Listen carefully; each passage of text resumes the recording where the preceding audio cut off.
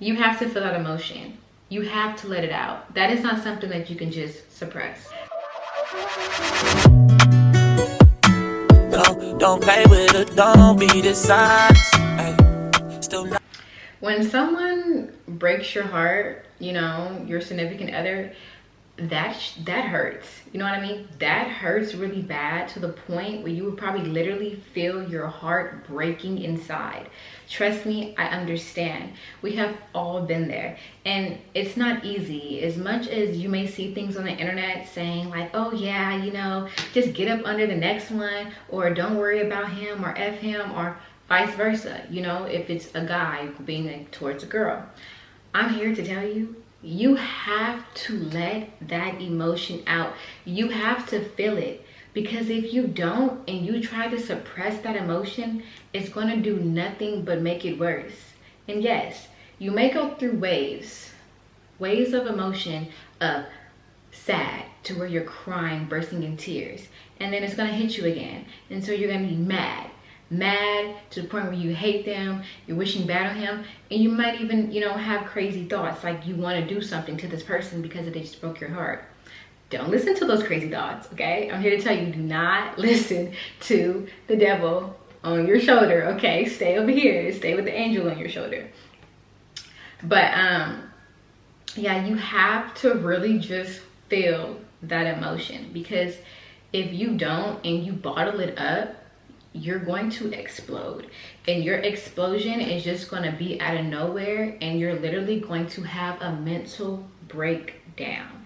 So I'm here to tell you, please let it out, cry it out, and baby, I promise nothing lasts forever. You know, you may hear the saying of some people say, in order to get over one, I gotta get up under another one. That is the wrong thing to do. I've tried that before, actually. I've tried, when my ex broke up with me, my heart was broken. I just went to go see somebody else. I went to go hang out with some other guy, you know, thinking that would make me feel better. Y'all, I went back home and I cried. I drove all the way home, like the whole time I was with him. I just couldn't do it. I just felt an emptiness. I was just thinking to myself like, he's not you. He's not you. Then I started comparing the two, and then sometimes the guy would do something to give me PTSD, to the point where it's like, oh my God, that just reminded me of my ex. Oh my God, that just reminded me of ex. And then sadness is hitting me. And obviously I'm not gonna break down in front of this person, so I left. And the whole way home, I cried the whole way home. And when I got home, I also cried. So I just want to tell you guys like how I personally got through a heartbreak that happened about 2 years ago. I will finally say, at this point of my life, I'm finally to the point where I can say like, I really don't care about that person at all. Did it take the whole 2 years? I feel like it gets to a point, you're never fully healed, because something can always trigger for that memory to happen. But you're healed enough to the point where it's like, I don't care about that boy anymore. So basically, back in 2022, I have dated this guy, and he broke up with me a day after my birthday, y'all. We was in Vegas. It was literally a day after my birthday. I was very shocked. I was very confused. I didn't know how to act like at this point, but my heart was literally broken. My heart was broken. I was literally at the point to like, I was crying almost every night on my bathroom floor, every single night. And I possibly, you know, tried everything to make myself better. And at some points, you know, I was able to be around people and fake a smile sometimes, but some points I felt better, and then sometimes I didn't. Most of the time it really hit me again when I was alone at night. So the things that helped me get through it, I tried smoking. That is a temporary thing. Honestly, I'm not gonna sit here and tell you guys to go smoke. Like, that's not something I'm sitting here to tell you. These are just things that I tried to help me, but I realized that's a temporary pain, because once I was sober again, it's like the feeling just comes back. So that doesn't really help, really. Listening to music though definitely helped me. I would listen to songs like sad songs, so then when I sung them, I literally felt like I was singing my heart out, like I was singing the sadness out of my body. So music definitely helped me. I journaled as well, to the point, so when I will feel sad, I will get a notebook like this one, and I would literally just write out how I felt, write out what I was feeling. And that also does help to actually put it on a piece of paper and to let it out. And after you write it out, you can crumble it up, you know what I mean? You can throw it away, you can set it on fire, throw it in a fire pit, burn it, or you can keep it, you know, just for something to look back on. So if you was to compare of how you would be in a few months from now to how you used to be, you know, whatever you want that can help. But definitely journaling had definitely helped me. I still journal to this point when I'm feeling a certain type of emotion, to let it out. And I still to this day listen to music. Talking to a friend also really does help.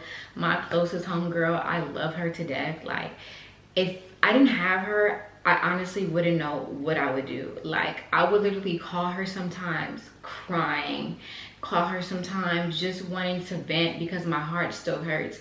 And to have a listening friend, someone that you can trust, and then they give you, you know, their advice, that also helps so much, because once again, you're releasing that energy, you're releasing that pain, you're releasing that hurt to someone that actually cares about you in order to listen.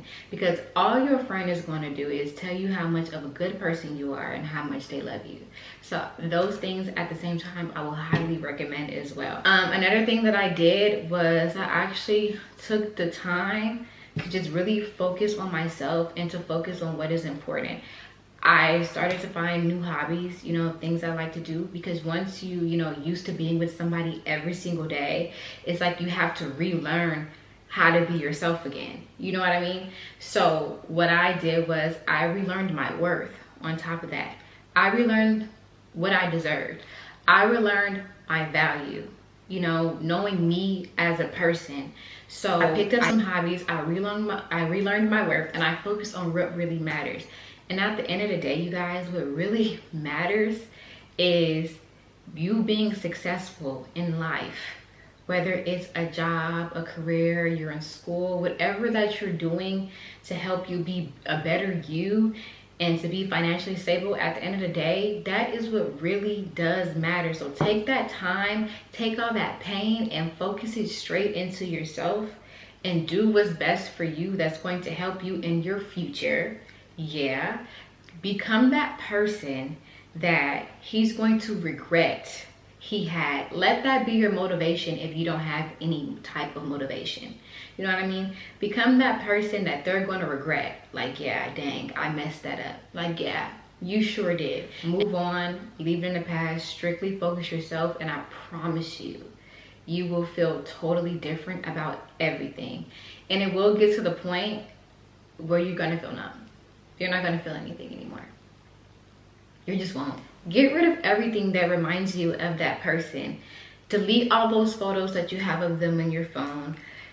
Delete all those pictures that you have of you guys together. If you have any plans written down for you guys' future, get rid of that too. Get rid of them off social media. Stop talking to people that you met him through, him or her. Stop talking to people that you met your significant other through social media. To take him and anybody that reminds you of him or her off of social media. You don't want to see them, okay? If you still follow someone that they know on social media and they was to post them, it's going to trigger you. You don't want to do anything that's going to trigger you into an emotion of anger, an emotion of sadness, because it's going to just interrupt your whole healing process. And I'm not saying it's easy, but what I am saying is time heals. All you need is time and to trust yourself. But the main thing that you're going to want to do, remind yourself of that hurt and remind yourself of that pain that you felt, and promise yourself that you're never going to allow yourself to go through anything like that ever again. Make these promises to you. I would never allow anybody to treat me this way. I would never allow let anybody disrespect me this way. If they do, kick them to the curb. You don't allow it. I would never allow anybody to disrupt my peace. Talk to me this way. Make me feel this way. Once you do that, you'll set a higher standard for yourself.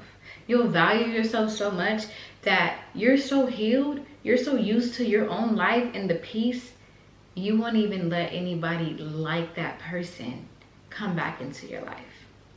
If you guys do end up liking this video, go ahead and give it a thumbs up. If you like everything that I was saying, go ahead and leave a little comment for me. And don't forget to subscribe.